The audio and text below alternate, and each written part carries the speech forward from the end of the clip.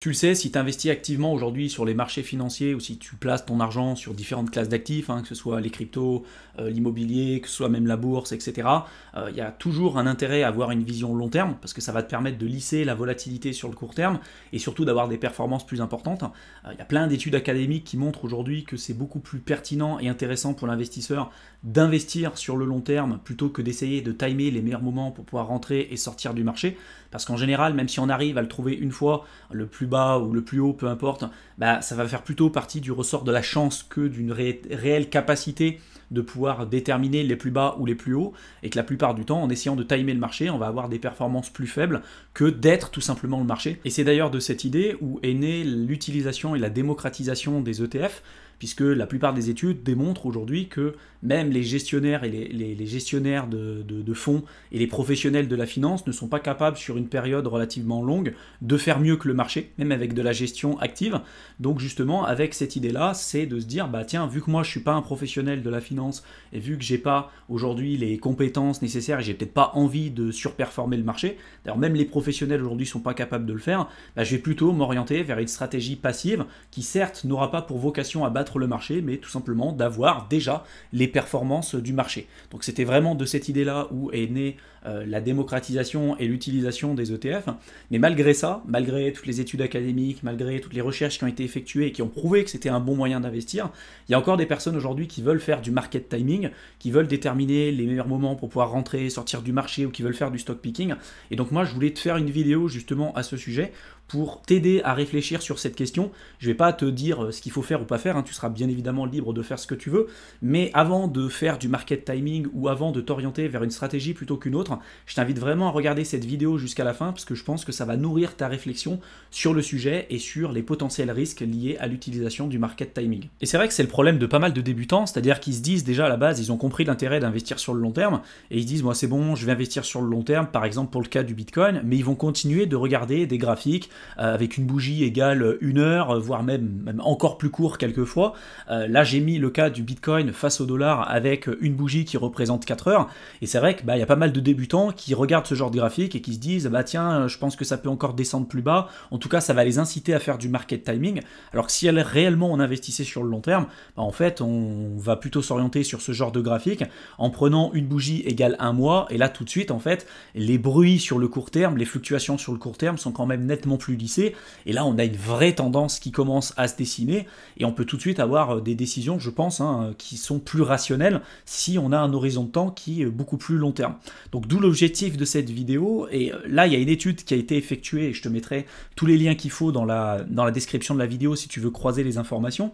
Il y a une étude qui a été effectuée entre 1951 et 2022, notamment pour le S&P 500. Donc le S&P 500, tu le sais, c'est un indice qui représente les performances des 500 plus grandes entreprises américaines. Et ce qu'on remarque, c'est que les zones en bleu, c'est des zones de bull market, donc de tendance haussière, et les zones en orange-jaune, c'est des périodes de bear market, donc de tendance baissière. Et ce qu'on remarque, c'est qu'il y a toujours des alternances entre les bulls et les bears, c'est toujours cyclique, de toute façon le marché, mais que de manière générale, on a quand même, en termes de temps et de période de temps, on a quand même beaucoup plus de bulls que de bears. C'est-à-dire que si tu te dis, moi j'investis sur le S&P 500, mais je pense que ça va baisser, c'est possible, parce que ça arrive, mais statistiquement parlant, tu as beaucoup plus de probabilité d'être en bull market que d'être en bear market. C'est ce que prouve tout simplement ce marché. Et donc là, ils ont pris le cas de quelqu'un qui avait investi 10 000 $ en 1951 jusqu'en 2022, juste en faisant du buy and hold. Donc on investit 10 000 $ en 1951 et en hold jusqu'en 2022. Cette personne-là aurait transformé ces 10 000 $ en presque 24 millions de dollars, ce qui est juste complètement fou avec les intérêts composés. Donc ça, c'est la théorie, mais dans la pratique, ce qu'il faut savoir, c'est que les performances du S&P 500, et ça c'est valable dans la plupart des classes d'actifs, la majorité des performances sont attribuées à un tout petit nombre de jours. Parce que là, on voit le graphique et on se dit, en effet, il y a beaucoup plus de bulls que de bears en termes de tendance et en termes de période en laps de temps. Mais sur le long terme, les vraies performances du S&P 500 sont issues uniquement de quelques jours. Et si on était hors du marché durant ces jours-là, durant certains jours spécifiques, là où le marché a été le plus performant, les performances auraient été vraiment tout autres. Et c'est un peu les problématiques qu'on peut peut retrouver, notamment en faisant du market timing. Et c'est finalement ce qu'on peut observer sur le graphique. Là, il y a une étude qui a été effectuée entre 1993 et 2022 pour le S&P 500, où ils ont essayé de déterminer les 50 meilleurs jours du marché et voir quand est-ce que ces meilleurs jours-là sont apparus. Et ils se sont rendus compte que dans 52% des cas, c'est arrivé pendant un bear market. Dans 26% des cas, c'est arrivé dans les 2 premiers mois après l'arrivée d'un bull market. Et dans 22% des moments restants, c'est arrivé avec le reste du bull market. Donc ça prouve encore une fois que si on s'amuse à faire du market timing, on a beaucoup plus de chances et de probabilités de louper ces meilleurs jours de marché, ce qui peut venir très fortement rogner les performances de notre portefeuille et notre rentabilité sur le long terme. Et c'est d'ailleurs ce que prouve la deuxième partie de ce tableau. Manquer les meilleurs jours du marché a été très coûteux. Donc là, ils ont pris le cas de quelqu'un qui a investi 10 000 $ et qui aurait investi du coup entre 1993 et 2022 ces 10 000 et qui serait resté investi tout le temps, peu importe les circonstances du marché, donc entre 1993 et 2022. Cette personne aurait transformé du coup ces 10 000 $ en presque 160 000 $. Si cette personne-là avait essayé de faire du market timing et aurait loupé uniquement les 10 meilleurs jours du marché, que 10 jours, il aurait eu presque 54% de moins de performance que la personne qui serait restée investie sur l'intégralité de la période. Si on avait loupé les 20 meilleurs jours, là, c'est 73% moins de performance que quelqu'un qui aurait investi sur l'intégralité de la durée sans faire du market timing. Et si on loupait les 30 meilleurs jours sur une période, et je parle de 30 jours, sur une période entre 1993 et 2022, ce qui est juste monstrueux, là on aurait eu 83% de performance de moins, ce qui est juste énorme. Et tout ça, ça prouve que si vous essayez de faire du market timing, vous allez peut-être arriver à trouver à un moment donné un point plus intéressant que si vous n'avez pas effectué ce genre de stratégie. Vous pouvez arriver à faire ça une fois, peut-être 2 fois, mais en termes de probabilité et de statistiques, vous avez nettement plus de chances de sous-performer le marché que si vous faites tout simplement du buy and hold avec un vrai investissement tout simplement sur le long terme. Donc c'est ce que j'ai mis à côté. J'ai mis éviter les baisses du marché peut également signifier passer à côté des hauts. 78% des meilleurs jours boursiers se produisent pendant un marché baissier ou pendant les 2 premiers mois d'un marché haussier. Si on avait raté les 10 meilleurs jours du marché au cours des 30 dernières années, nos rendements auraient été réduits de moitié et manquer les 30 meilleurs jours aurait réduit nos rendements de 83%. Donc ça, pareil, pour moi, c'est vraiment un élément super important à avoir en tête. Et là, il y a une étude de Bank of America qui a analysé les performances du S&P 500 et quelqu'un qui aurait investi sur le S&P 500 depuis 1930. Et ils se sont rendus compte que quelqu'un qui va faire du coup du buy and hold, qui va pas se poser la question, qui va pas faire du market timing, s'il avait acheté par exemple en 1930 et qu'il aurait détenu ses positions jusqu'en 2020, il aurait fait en moyenne du 17 715%, qui est juste monstrueux. Par contre, là où c'est quand même super intéressant, c'est-à-dire que sur des périodes de 10 ans, si à chaque fois sur les périodes de 10 ans, on aurait loupé 10 jours, juste 10 jours où il y aurait eu les meilleures performances sur une période de 10 ans à chaque fois, au lieu d'être à 17 715%, on serait juste à 28%. Donc tu vois, c'est vraiment pour te montrer encore une fois que de faire du market timing, peut-être que tu peux y arriver une fois, peut-être que tu peux y arriver 2 fois, mais en termes de probabilité et de statistiques, il y a vraiment nettement plus de chances que tu fasses n'importe quoi et que, in fine, tu sous-performes quelqu'un qui va tout simplement avoir une stratégie passive et qui ne va pas essayer de faire du market timing. Et sache que ce que je t'ai évoqué précédemment, c'est exactement la même chose pour le cas des crypto-monnaies et plus spécifiquement pour le Bitcoin. Là, il y a une étude qui a été effectuée entre 2013 et 2018, mais je suis sûr que si on avait continué l'étude jusqu'à aujourd'hui, ça aurait été exactement la même chose. Et du coup, on a pris le cas de 2 personnes différentes, quelqu'un qui va investir et faire juste du buy and hold sur du Bitcoin depuis 2013 et regarder les résultats chaque année, par rapport à quelqu'un qui va essayer de faire du market timing et qui aurait loupé juste les 10 meilleurs jours chaque année pour les performances du Bitcoin, ce que ça aurait pu donner.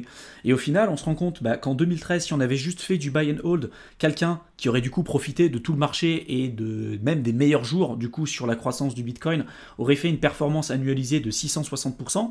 Par contre, quelqu'un qui aurait essayé de faire du market timing et qui aurait loupé finalement les 10 meilleurs jours de performance du Bitcoin se serait retrouvé avec une performance négative.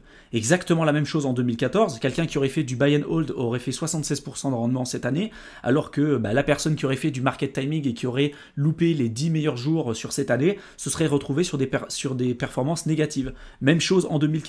En 2016, quelqu'un qui aurait fait du buy and hold aurait fait 101% de rendement contre 22% si on avait loupé les 10 meilleurs jours. En 2017, c'est encore plus monstrueux parce que c'est là où on a eu la période euphorique et la croissance exponentielle du marché.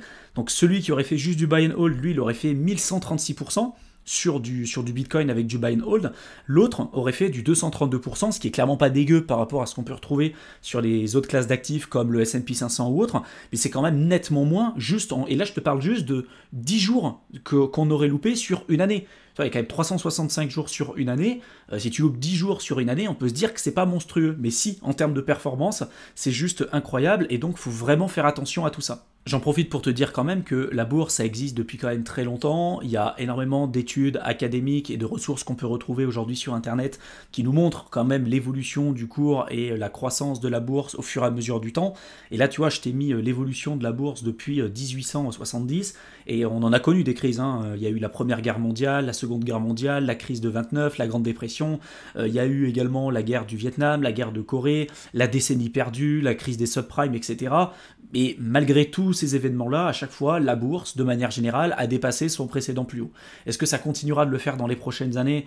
Je pense que oui. Après, il n'y a aucune garantie par rapport à ça, puisque je veux te dire, c'est que si tu as un horizon d'investissement long terme et que tu t'amuses pas forcément à faire du market timing, tu sais que des périodes de récession, ça va arriver, des périodes où les gens vont te dire, cette fois-ci, ça sera différent, ça va être la faillite, ça va être la troisième guerre mondiale, il va y avoir tout un tas de trucs, c'est possible, mais si tu regardes historiquement ce qui s'est passé, ça peut quand même te donner des indications et te dire que visiblement, des guerres, on en a quand même connu par le passé, qu'à chaque fois, on a dépassé nos précédents plus hauts, que sans doute, ça continuera de faire la même chose par la suite, mais il faut avoir quand même une certaine conviction et comprendre que si jamais tu t'orientes vers du market timing, il y a quand même des risques qui sont inhérents avec cette stratégie et que tu as beaucoup plus tendance et beaucoup plus de probabilité de statistiques de sous-performer le marché plutôt que d'avoir une véritable stratégie long terme de buy and hold. J'espère en tout cas que cette vidéo t'aura plu, qu'elle t'aura intéressé, qu'elle t'aura été utile. Si maintenant tu veux aller plus loin, que tu veux te former pour investir sur les marchés financiers, tu peux rejoindre un programme de formation offert de plusieurs heures simplement en cliquant dans la description de la vidéo. Donc tu cliques dessus, tu rentres ton adresse mail et tu verras, je t'enverrai le contenu directement dans ta boîte de réception. Je te souhaite une excellente fin de soirée et je te retrouve dans une prochaine vidéo. À bientôt.